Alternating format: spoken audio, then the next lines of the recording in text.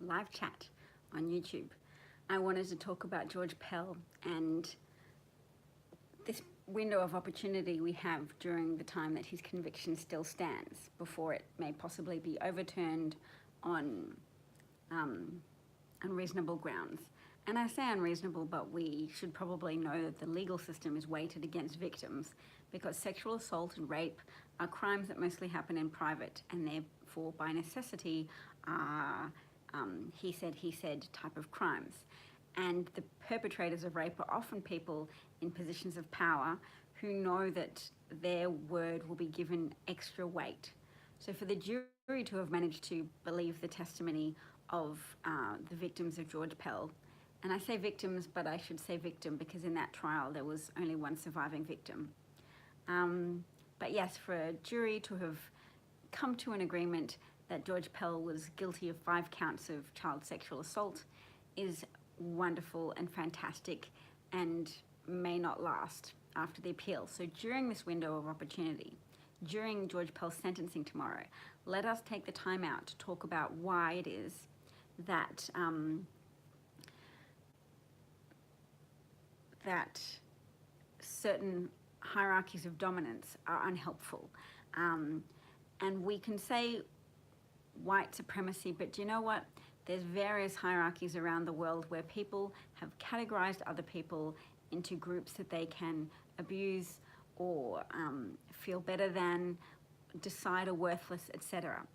So George Pell's behavior towards children is a manifestation of that dismissal of the rights of children to bodily autonomy, to not be there as a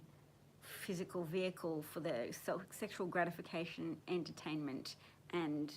wielding of power by an abusive, unethical leader. Similarly, in the US, you have a lot of people who are pleased and proud to have a man in power, Donald Trump, who is prepared to assert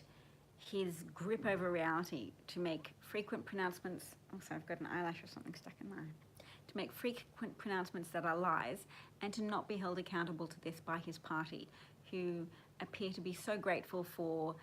the chance for someone to bully other people on their behalf. So they evidently felt bullied by social progress, and they then subsequently supported Donald Trump, who offered to bully migrants, who offered to bully Mexicans, who offered to bully trans people. And I think it's tomorrow that they're going to bring into effect Donald Trump's ban on transgender people in the military, which was supported by the Supreme Court, that had been stacked with, first of all, Gorsuch, who was someone put in after Mitch McConnell sabotaged Barack Obama's opportunity to put forward a Supreme Court nominee by holding it back for 18 months because he said it was too close to an election and the American people deserved to have a chance to vote for a political party. So Mitch McConnell appears to have done that almost with some knowledge that he was likely to be in a ruling party after Donald Trump's election.